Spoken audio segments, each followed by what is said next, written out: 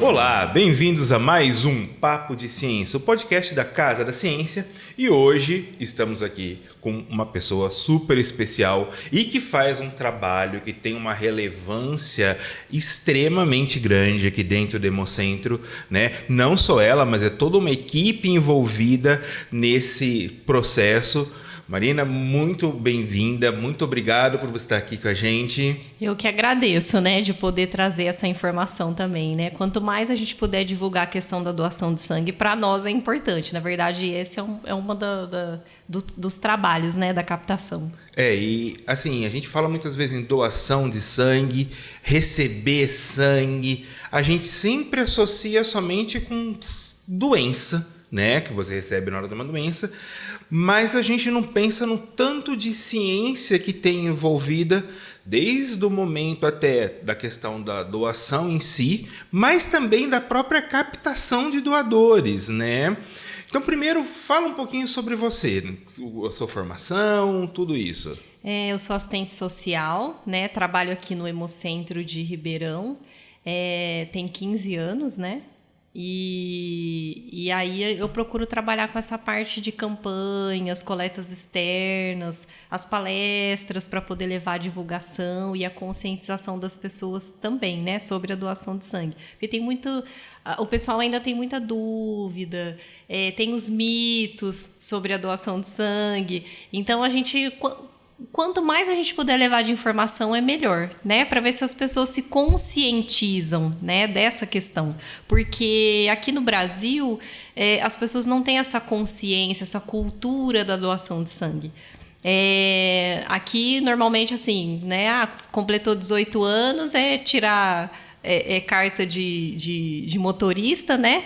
E votar, né? Então, ninguém pensa em doar sangue, né? Porque a gente não tem guerras, a gente não tem tsunami, terremoto. Então, as pessoas não sabem, assim, né? Não é como nos outros países que passam por essas calamidades e já tem essa consciência, né, da doação de sangue, de ser um doador, de ajudar. Como você disse, normalmente o pessoal só associa doenças, né? E tem a questão de cirurgias, transplantes, as emergências, né? Às vezes acontecem acidentes. Eu vou ser bem sincero, assim, lembrando do Vinícius pequeno, né, no Vinícius criança, eu nunca tinha ouvido falar realmente de uma doação espontânea de sangue, né? Sempre fulano está precisando de sangue. Até eu lembro que a minha avó tinha sangue B negativo, que aqui na nossa região é um tanto quanto raro, e ela era sempre procurada quando estava precisando para doar para alguém, né? Mas assim, isso, pensando em termos de doação de sangue, essa cultura, você acha que ela tem que começar onde? Onde está faltando um pouco essa corrente para trazer mais doadores? Como você disse, na escola se passa muito rápido, né, sobre na aula de ciências, de biologia, muito rápido sobre essa questão da doação de sangue, né? Normalmente, quando eles estão falando sobre o sistema circulatório, né, sanguíneo, aí ele acaba falando alguma coisa sobre doação de sangue, mas é muito rápido, assim, é uma passada, assim, uma frase, um detalhe. Então, não tem esse trabalho, né, desde de criança. Eu também, quando eu entrei aqui no Hemocentro, eu não sabia, não tinha essas dúvidas que a população tem. Eu também não sabia, não tinha noção. Antes de entrar aqui hoje, né, eu já tenho, né, já fui conhecendo todas as áreas, então a gente acaba tendo uma noção diferente. Mas eu acho que na escola deveria ser feito um trabalho. Não existe uma grade, né? Porque normalmente nas escolas tem vários assuntos. Tem que falar sobre droga, tem que falar sobre educação sexual, mas ninguém fala, vamos falar sobre doação de sangue, né? Não tem. E como você disse, as pessoas não entendem que o Hemocentro é como se fosse um banco mesmo, né? Quando tem um paciente internado e ele precisou usar o sangue, né? Precisou dar transfusão, ele tinha ali para ele. Então a gente precisa trabalhar isso. Não é, eu só vou doar se alguém me pedir, se tiver alguém precisando. O homem pode doar a cada 2 meses, 4 vezes ao ano. E a mulher a cada 3 meses, 3 vezes ao ano. Então, a doação ela pode ser voluntária.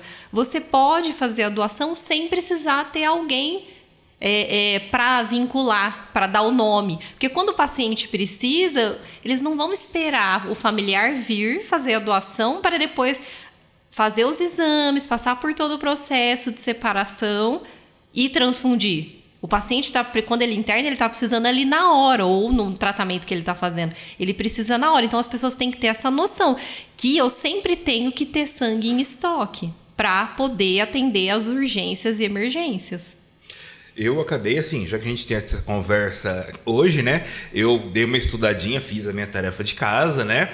E fui dar uma olhada exatamente nos planos de ensino dentro das grades curriculares, tanto do ensino fundamental quanto do ensino médio. E realmente, eu dei uma olhada e quando nós estamos lá pelo 8º ano, fala-se do sangue, fala-se do sistema circulatório, entra um pouquinho, numa maneira geral, do sistema BO, né? Quem pode doar para quem, mas não se fala do processo em si de doação. Quando a gente pega lá no ensino médio, entra um pouco mais aprofundado nisso, critérios genéticos de compatibilidade, até mesmo puxando um pouco para a questão de transplantes, porém não se vai a fundo no processo de doação. Né? Não se mostra para a criança exatamente esse ponto que você falou, que você tem que ter um estoque guardado de sangue, né, para estar aí sendo utilizado. Mas, pensando assim de uma maneira geral, né, eu, Vinícius, vim aqui, doei meu sangue, né, tem lá aquela bolsinha. Aquela bolsinha, ela já é uma bolsa que vai direto para um paciente ou... Como que é o processo dessa bolsa? O doador ele doa uma bolsa de sangue total, que a gente chama, de 450 ml. Então, ele faz a doação demora de 5 a 8 minutos, o processo de doação, não o processo todo. Porque quando o doador chega no hemocentro, toda pessoa tem que vir com um documento oficial com foto. Então, ele abre um cadastro, nome, telefone, endereço.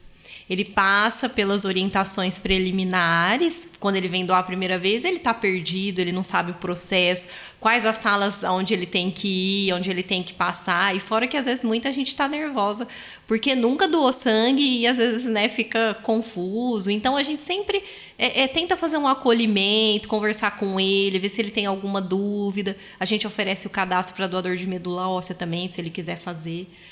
E isso faz parte da captação. E depois ele vai para os sinais vitais, ver pressão, temperatura, fazer o teste de anemia. Se ele tiver com a pressão alta, ele não vai poder doar naquele dia. Se ele tiver com a frequência cardíaca alta ou baixa, ele não vai poder doar. Se ele tiver com anemia, ele não vai poder doar. Então, tem que olhar esses detalhes. Depois dos sinais vitais, ele passa pela entrevista com o triador, com o enfermeiro. Né? E aí são feitas várias perguntas de saúde, da infância, vacina, cirurgia, um monte de perguntas. São 72 perguntas, na verdade. E ele passando pelas perguntas, ele pode fazer a doação. Então, aí, efetivar a doação demora de 5 a 8 minutos. O processo todo, a gente calcula mais ou menos que demora quase 1 hora e pouquinho, dependendo da quantidade de pessoas. Né? Tem dia que a gente tem bastante doador, mas tem dia que a gente não tem. Então, assim, o trabalho da captação é esse, né? Sempre tá buscando novas pessoas, fazer essa fidelização que a gente chama, né? Que é que o doador volte mais vezes, né? Que ele não fique esperando um chamado, que ele venha, que ele sabe que depois de 2 meses o homem, 3 meses a mulher, ela pode fazer uma nova doação, né? E que não precisa ter alguém para doar, específico, né? Um paciente.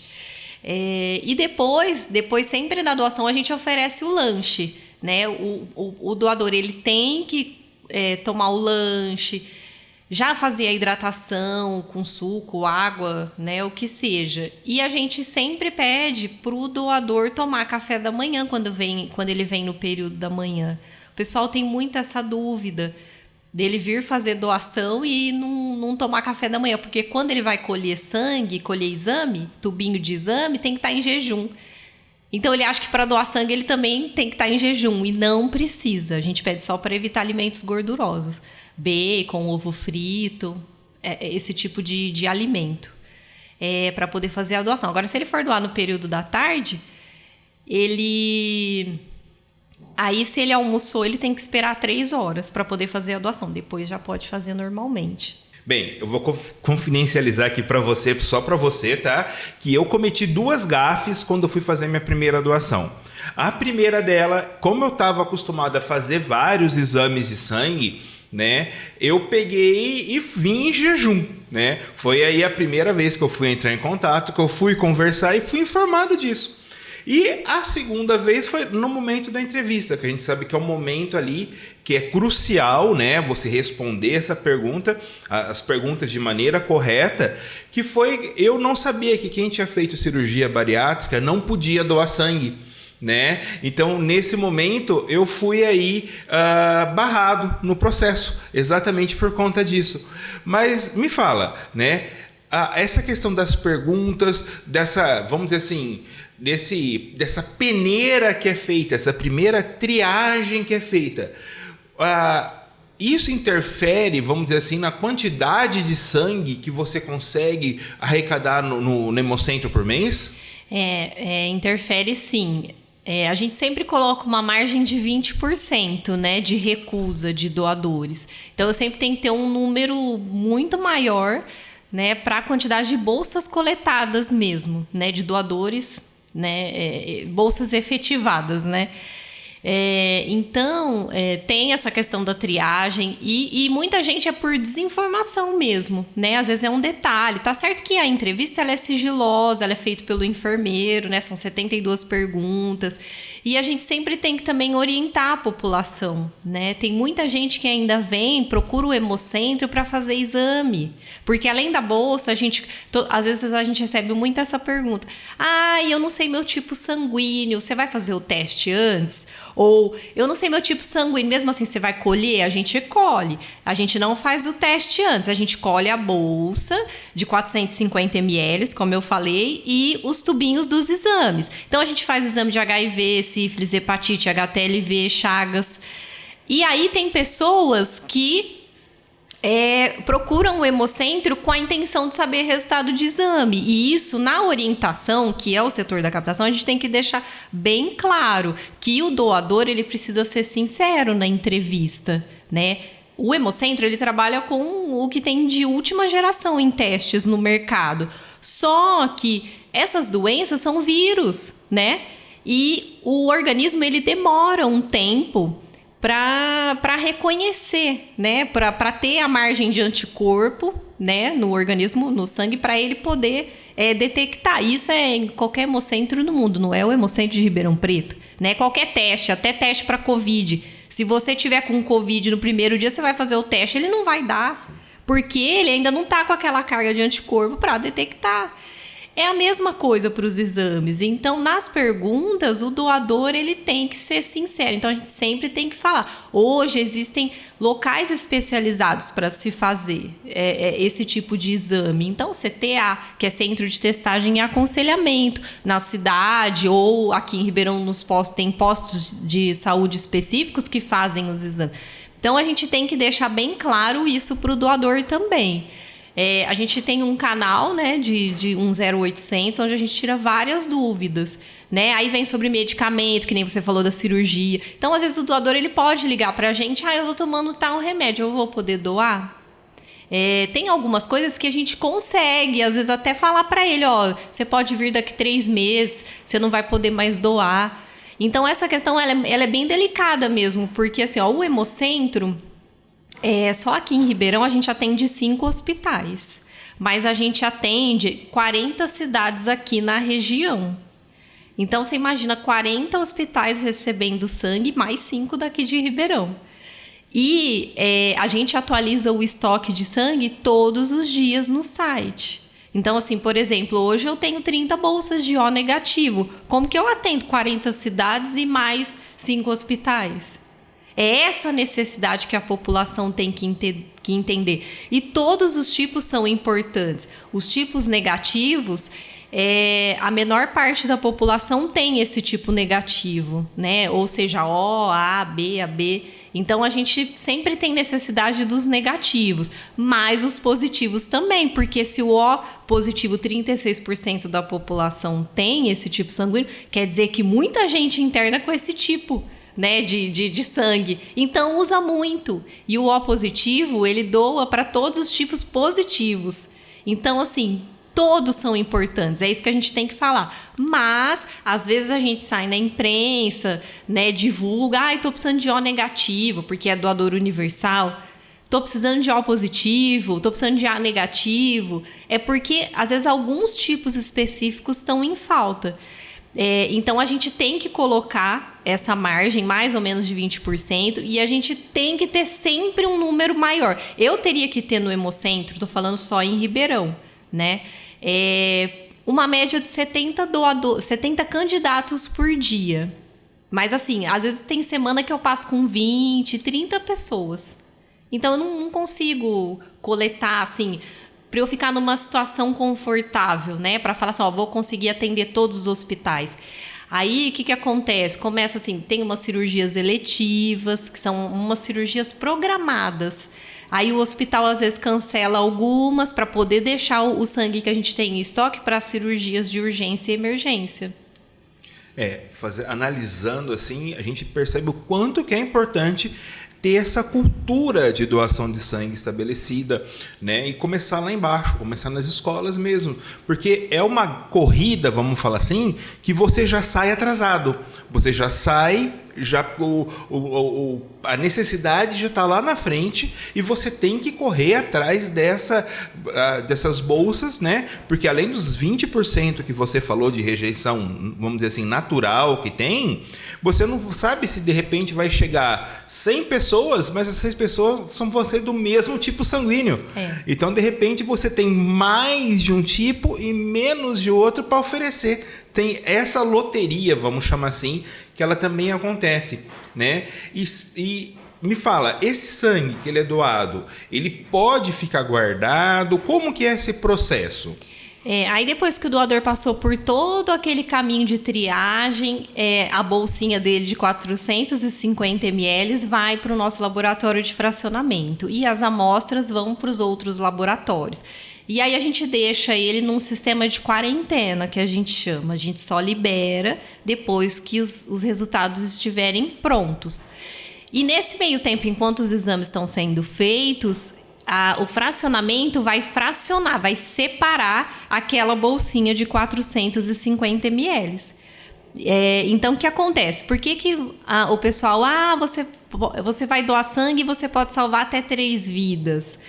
Porque o sangue total ele é composto de plasma, hemácia e plaquetas.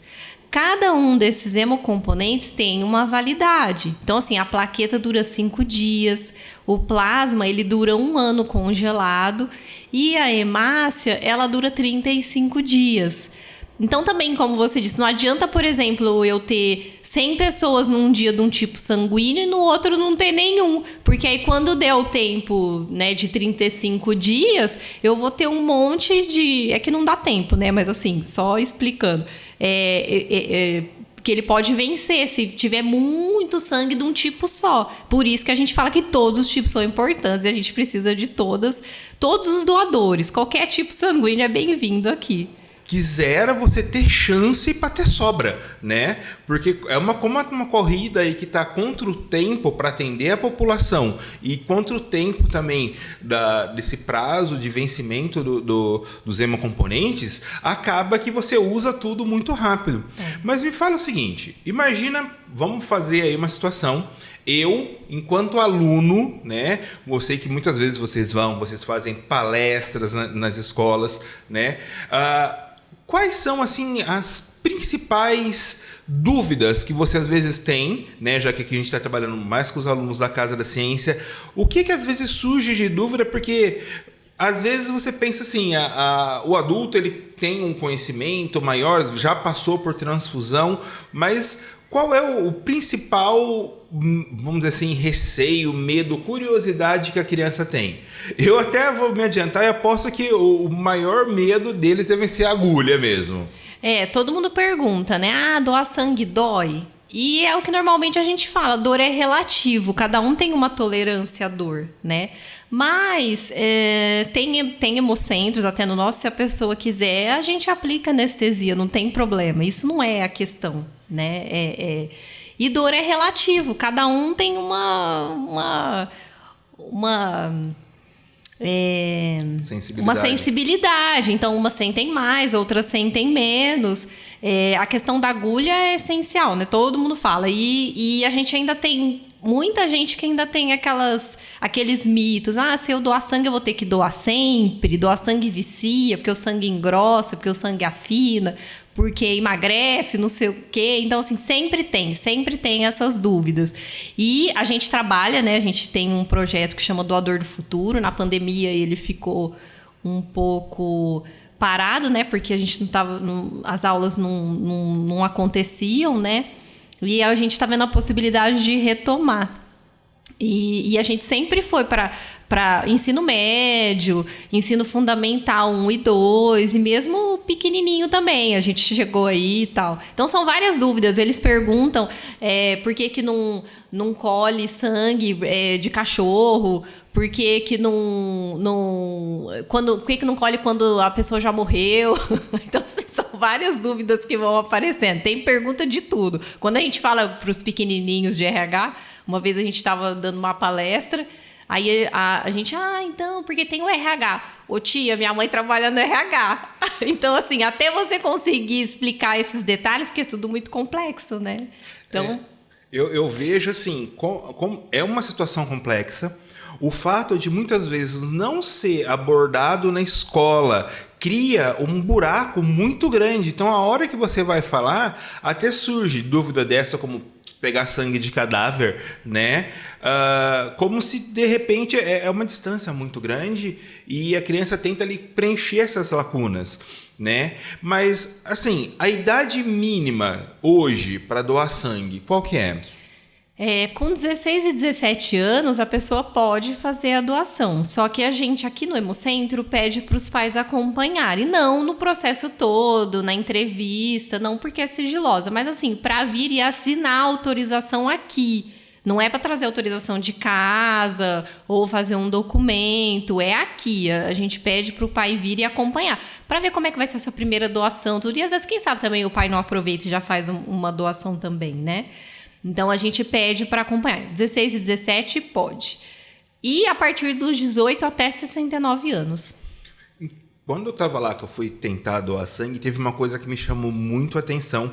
E você falou aí que a questão da entrevista ser sigilosa, né? Que tinha uma cabininha para você ali ter um voto de autoexclusão. Explica para a gente um pouquinho, que eu fiquei muito intrigado com esse fato.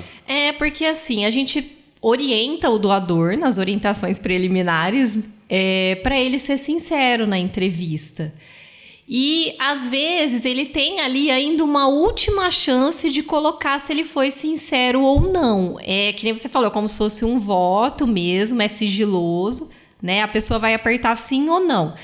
Aí vai estar lá, o doador, você foi sincero nas suas respostas? Aí ele vai colocar sim ou não. Se ele colocar sim, a gente dá andamento, faz os exames, né? Se ele colocar não, a gente vai descartar a bolsa. A gente não vai usar. Faz os exames, mas vai descartar a bolsa. Eu tenho que ter mais esse mecanismo, né? Porque, às vezes, assim, como a gente falou, a entrevista é sigilosa. Às vezes as pessoas vêm em grupos e aí um fica perguntando pro outro: por que você não passou na entrevista? Por que você não passou na entrevista? Não tem que fazer esse tipo de pergunta. A entrevista é individual e sigilosa, né? Cada um vai conversar com o triador, né? E às vezes a pessoa fica constrangida. Então aí ela acaba colocando que ela não foi sincera e a gente descarta a bolsa. Então, quer dizer, a gente tem sempre que lembrar, e isso é uma coisa que a gente sempre tem que passar para as crianças, é que o foco é em ter um sangue de qualidade, porque quem está recebendo é alguém que realmente está precisando. Ninguém recebe sangue porque acha legal. É porque, na verdade, ele tem ali uma patologia, tem uma necessidade, e a ele tem que ser ofertado esse sangue aí de qualidade. E esse mecanismo ajuda exatamente isso, que a pessoa, de repente, por vergonha, por inibição de estar ali em grupo, como você falou, né, acabe ali, vamos dizer assim, enganando, né, tentando enganar o próprio entrevistador, né? Marina, você acha assim que hoje nas escolas, né, o professor, né, ele tem um papel só de estar divulgando? Acho que ele deveria estar divulgando um pouco mais isso. Ou você acha que até mesmo em casa falta um pouco dessa conversa com esses jovens sobre doação de sangue? Eu acho que, na verdade, tem que ser cercado de todas as formas, né? Como a gente falou da cultura, que não tem a cultura, então teria que ser tudo, né? Acho que assim, porque os pais são exemplos, né, dos filhos. Então, se ele tem o hábito de doar, aqui a gente recebe vários adolescentes com os pais que vêm juntos fazer a doação, né? Ou vai completar 18 anos, ele quer vir junto com os pais. E é na escola também, né? Porque ele passa muito tempo da vida dele na escola, né? Ele começa cedinho e vai terminar talvez na faculdade, né? Então, assim, é uma coisa que tem em todos os espaços. Por isso que a gente fala que a gente leva a divulgação onde chamar. Chamam a gente em empresas, faculdades, escolas, instituições. Quando a gente precisa fazer uma intervenção na mídia, né, porque está faltando sangue. E o que é importante falar também é que o Hemocentro ele não tem só a parte de doação de sangue, né? Que nem a gente falou das urgências, emergências, das cirurgias, dos acidentes. A gente tem os pacientes na nossa sala de transfusão aqui. E são pacientes que nascem com doenças hematológicas. E eles começam a receber sangue com 6 meses. Né? Ele começa a vida dele já recebendo uma bolsa de transfusão. Então, assim, ele não vai internar, fazer uma cirurgia e o problema dele está resolvido. Ele vai receber sangue o resto da vida. E isso é importante falar para a população. Existem doenças em que a pessoa depende. Enquanto você vai na farmácia e compra um remédio para resolver a sua doença momentânea, ele tem que vir aqui uma vez por mês, a cada 15 dias ou a cada 45 dias, receber essa bolsa de sangue. E se ele não tiver o sangue para ele, como é que ele faz? Ele depende disso para sobreviver. Então, assim, além dos hospitais, das cirurgias, normalmente a gente até... sempre quando tem carnaval, feriado, aí o pessoal vem... vamos falar que tem muito acidente. Não, gente, não é só acidente. É isso que as pessoas têm que ter essa consciência. Né? Não precisa ter um personagem, não precisa ter um parente, um primo, um vizinho te pedindo. O hospital tá cheio de gente precisando e de qualquer idade. Desde criança, tem bebê prematuro que interna e já recebe sangue. Porque, né, já precisou logo pequenininho, já está sobrevivendo, já está tentando sobreviver. Então, assim, isso a gente tem que levar para a população. E tem essa questão, eu preciso de uma quantidade grande de pessoas para poder coletar o mínimo para poder oferecer para os hospitais. Né? E são todos hemocomponentes. Eu tenho paciente que às vezes recebe plaqueta, hemácia, tudo que tem de hemocomponente ele pode receber. Ou, às vezes, pessoas diferentes. Por isso que a gente fala de salvar até 3 vidas, né? Então, assim, é muita coisa que a gente consegue fazer. E as pessoas têm que ter essa noção do Hemocentro. Uma coisa que você falou aí realmente é muita verdade. Quem doa, a bolsa tem o nome. Eu sei que quem doou foi fulano. Agora, para quem vai, a gente não tem como saber. Né? A população, a clientela, vamos falar assim, é muito diversa. Eu não posso atrelar, como você disse, olha, vai ter feriado agora, dia 21 de abril, vamos... Não é por conta do feriado, é o serviço rotineiro. Né? No caso, né, de trazer essa cultura de doação de sangue, você acha que hoje, com mídia social, com a informação chegando mais rápido nas pessoas, Você conseguiu sentir que teve ali um aumento, ou você acha assim que o brasileiro em si ainda tem um certo receio em doar sangue? Eu acho que tem o receio, né, por conta, né, da desinformação, como a gente falou, mas assim, essa questão das mídias sociais hoje, a captação está aprendendo muito a lidar com isso, né? Antigamente, quando eu entrei aqui, a gente convocava doador por carta, mandava cartinha, você já pode fazer uma nova doação. E ligava pelo telefone fixo ou celular. Hoje é o WhatsApp. É muito mais rápido, muito mais efetivo, porque a gente trabalha em horário comercial, como o doador. Então, às vezes, ele não pode ficar atendendo o telefone. Então, assim, melhorou muito a forma de comunicação. As redes sociais, tipo, você acabou de postar e já tem gente curtindo, compartilhando. Então, assim, é muito bom. A gente tem que aproveitar todas as possibilidades que a gente tem, como eu sempre falo, para divulgar a doação de sangue. Então, assim, é muito bom. Mas como você mesmo disse, eu preciso de um número grande. E aí entra essas questões, quem toma medicação, diabetes. São várias doenças, tem vários impeditivos. Ou que seja temporário. Eu fiz tatuagem. Quando que eu vou poder doar? Nunca mais vou poder doar? Pode, depois de um ano você pode doar, né? Você fez tatuagem, mas depois você pode. Então, assim, são vários detalhes que as pessoas não sabem, que elas vêm por desconhecimento mesmo e desinformação. Por isso que a gente deixa sempre... Tem muita informação no nosso site e tem o nosso 0800, que a gente pode sempre também estar tirando dúvida para a população, para ele vir mais tentar resolver, né? Responder algumas coisas para ele chegar já, assim, não triado, né? Porque não tem como, né? Mas para que seja mais efetivo, né, a doação.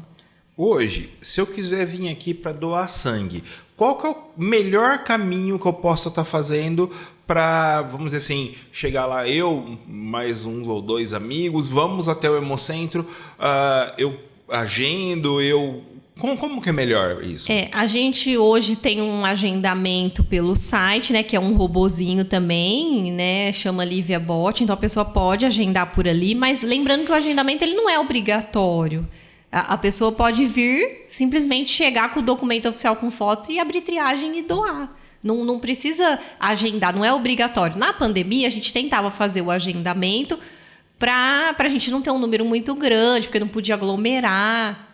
Então, a gente teve alguns cuidados. Mas o agendamento ele não é obrigatório, só se a pessoa tem uma prioridade. Vamos supor, eu quero doar na hora do almoço porque eu tenho que voltar para o trabalho. Então, ele pode agendar, a gente dá uma prioridade no atendimento para ele e para ele seguir mais rápido, né? Para ele poder doar um pouquinho mais rápido e ir. Então, vai da pessoa. Se ela quiser agendar, ela pode. Lembrando que o agendamento é só de segunda a sexta. Sábado e domingo, a gente não agenda individualmente, porque a gente recebe algumas caravanas das cidades da região. Como a captação trabalha com essa questão da reposição, então todos os pacientes que internam nos hospitais aqui de Ribeirão, a gente envia uma carta convidando para as pessoas trazerem doadores, independente se ela recebeu sangue ou não, né? Porque a doação de sangue ela é uma utilidade pública, qualquer um pode precisar. Amanhã ou até hoje mesmo alguém pode precisar de uma transfusão de sangue, né? E não sabia. Então, assim, a gente sempre tem estoque. Então, a gente trabalha com essa reposição dos hospitais, de quem usou ou de quem internou, e a gente também trabalha chamando o doador que compareceu há 2, 3 meses atrás, lembrando ele, né? Sempre lembrando, a gente precisa sempre ser lembrado. O Hemocentro, a doação de sangue precisa sempre ser lembrado. Uma coisa que você falou aí, só lembrando também o pessoal, é a questão do seguinte: se você trabalha, você pode ter o seu dia abonado por ter vindo doar sangue, né? Na verdade, é assim, a legislação federal, ela fala que o doador ele tem um dia em 12 meses. Mas eu tenho empresas, por exemplo, que com a gente elas fazem 3 campanhas por ano, né? Então vai muito. E tem muita gente também que trabalha na parte administrativa, que doa sangue e volta a trabalhar. Mas é um direito, tem assim essa questão do atestado. Se ele quiser, lógico, na hora da entrevista ele pega o atestado. Se a gente tem 2 tipos de atestado também, isso é bom deixar claro. Porque como eu expliquei do processo, às vezes ele chega aqui, estava com a pressão alta, ou ele estava com anemia. Então, ele não vai poder doar. Então, ele tem o atestado de comparecimento, que só vai abonar aquelas horas em que ele teve aqui. Agora, se ele efetivou, colheu a bolsa, aí ele tem um atestado de doação. Então, assim, na legislação, a empresa pode um atestado em 12 meses. Então, aí o bom é ele conversar, né? A pessoa conversar com a empresa e primeiro perguntar quantos atestados, se tem alguma regra interna, né? Mas tem empresas hoje que a gente faz umas coletas, né? Porque só esperar a população vir, eu não consigo atingir um número de pessoas, né? Então a gente faz umas campanhas fora do Hemocentro também. Então, aproveitando o seu gancho, olha, se você aí é aluno, né, e sua professora, de repente, de biologia ou ciências, não tocou nesse assunto ainda com vocês nesse ano, dá uma conversadinha com ela, não vai atrapalhar a aula, não. Conversa com ela ali na hora que você chegar, na hora do intervalo, de uma certa forma para você, de repente, aí, para ela colocar em pauta esse assunto para vocês conversarem na escola. E se você já for do ensino médio, né, você aí já vê até mesmo, quem sabe, juntar uma galera e fazer uma doação em conjunto. E, no caso, se você que estiver assistindo trabalha numa empresa, e a sua empresa ela é atendida pela nossa área ou por outros hemocentros, veja se eles têm ali algum sistema que eles vão até a empresa e de repente fazem uma palestra, agendam uma doação dentro da empresa, que é uma maneira de você estar contribuindo, né, com a criação dessa cultura, né, de doação de sangue, mas também para ajudar o próximo que está precisando, né? E isso daí é uma coisa que você pode fazer, que eu sei. Mas uma outra pergunta, Mar. Eu estava aqui pensando, você falou de doação, e no caso, por exemplo, de transplante de medula, tem alguma relação esse processo com o transplante de medula? A gente faz o cadastro, né, no Hemocentro, e para fazer o cadastro a pessoa coleta um tubinho de sangue, né, e é um cadastro nacional, e ela só vai fazer a doação da medula se ela for compatível. Então, quando tem um paciente precisando de transplante de medula, ele tem 35% de chance de conseguir na família. Então, aí o médico já vê com pais e irmãos. E o restante dos parentes, dos amigos, eles pedem para fazer parte do cadastro nacional.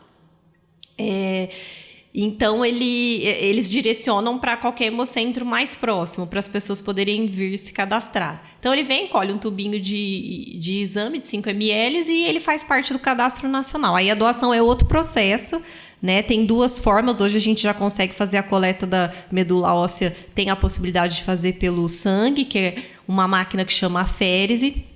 Ela separa os hemocomponentes, então o doador consegue fazer a coleta da célula-tronco, ou a punção no osso da bacia, tá? Não é na coluna. Isso também, muita gente tem essa dúvida. Eu não vou não, eles vão perfurar minha coluna. Não tem nada a ver, é no osso da bacia. Ele tira o líquido de dentro do osso, que é onde forma a medula, né? Porque a medula, ela é a fábrica do sangue. E ela se forma nos ossos largos que a gente tem, né? Então, ele tira do osso da bacia. Mas isso é um segundo momento, né? Se ele for compatível.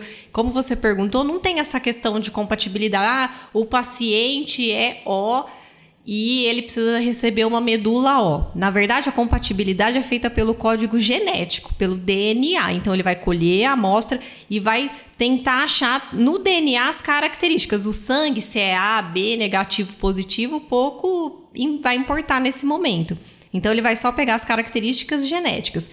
E, por exemplo, para um transplante de medula óssea, dependendo, pode ser que o paciente utilize até 100 bolsas de sangue. Então, assim, um transplante de fígado, 50 bolsas. Cada cirurgia, eles reservam uma quantidade, né? Então, sempre quando a gente vai falar de medula óssea, a gente orienta a família, por favor, também faça uma campanha de doação de sangue junto. Porque não é só a medula. A medula, a gente tem 5 milhões de pessoas cadastradas hoje no banco. E no Brasil, a gente tem muita mistura de raça. Então, a gente não consegue achar compatibilidade tão facilmente, por conta da mistura de raça. Então, por isso que a gente sempre orienta. Hoje, o cadastro de medula óssea, a pessoa pode fazer o cadastro de 18 a 35 anos. Então, a gente sempre procura fomentar, né, nesse meio, né, para as pessoas que quiserem fazer o cadastro. Às vezes, eu não tenho peso para doar sangue, né, que nem mulher tem que ter 51 quilos e homem mais de 50. Eu não tenho 51 quilos, mas você pode fazer o cadastro da medula óssea. Legal. Você falou na questão da aférese. A aférese, a doação por aférese, ela só é usada nesse caso de transplante de medula ou ela também é usada para outros procedimentos? Ela é usada para outros procedimentos. Como ela separa os hemocomponentes, por exemplo, eu tenho, alguns doadores de hemácia, né, que são doadores específicos. Eles são fenotipados, que a gente chama, né, que a gente vê o código genético, e são doações específicas para os pacientes da sala de transfusão. Então, aquele doador só doa para aquele paciente, né, específico. E também a gente tem a doação de plaquetas por aférese, que o doador vem, fica 1h30 mais ou menos na máquina, e aí ele coleta só a plaqueta, a parte amarela. É só essa parte que ele coleta. Então, a máquina faz a centrifugação. Na verdade, quando o doador coleta a bolsa e vai para o fracionamento e a gente separa, a máquina já faz esse processo ali na hora. Depois ele não precisa passar por mais nenhuma separação, ele já sai pronto. Legal. Então, uma maneira até de você já ter ali um produto final já mais direcionado por uma certa necessidade específica. Isso. Né?